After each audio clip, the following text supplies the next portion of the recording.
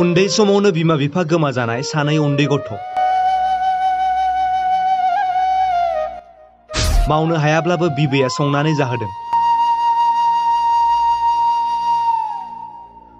बिबैया 4 बोसोरनिफ्रायनो बेरामजों नाख्रेबजानानै दं।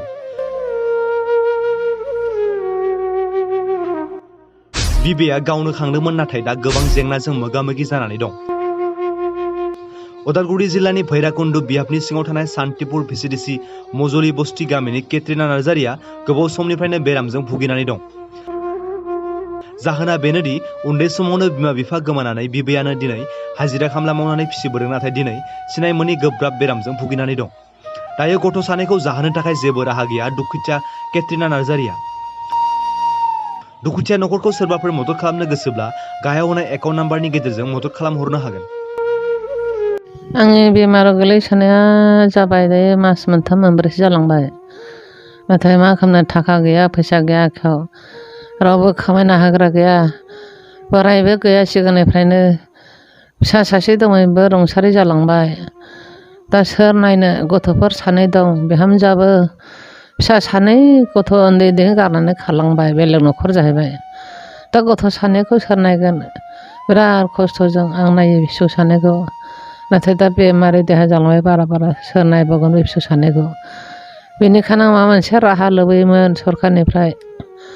बेमार आजार नायजानो थाखा फैसाबो जेबो गैयिलाय माबा मोनसे बिधवा पेन्सनफोर मोननो लुबैयोमोन, गैया।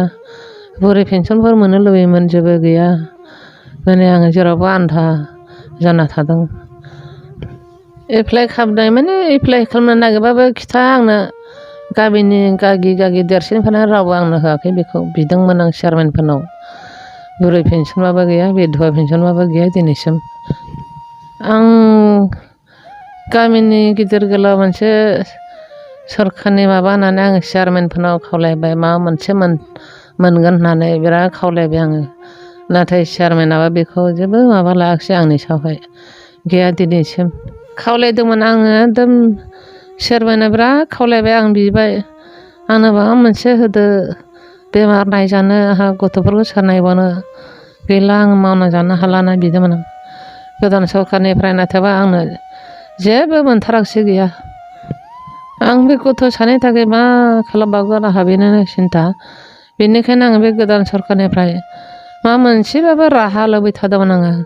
आं थैयैनि सिगां आं दिनै सोलिनोबो हानाय जालांबाय, देहाया गाज्रि परिस्थितिसो जालांबाय। दायो जोंनि गोदान सरखार जानायनिफ्राय जेबो मोनसिनला, जेबो गैया, जेबो खबर लाया जोंखौ, गैयि मानसिखौ।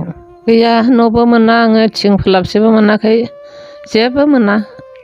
रावबो खबर लाफैया जोंखौ, गैयिखायनो रावबो खबर लाया। बेनिखायनो आं लुबैयो दा माबा मोनसेबाबो आंनो सरखारनिफ्राय माबा मोनसे राहा बहनना होनांगोन होननानै आं खावलायदों आरो।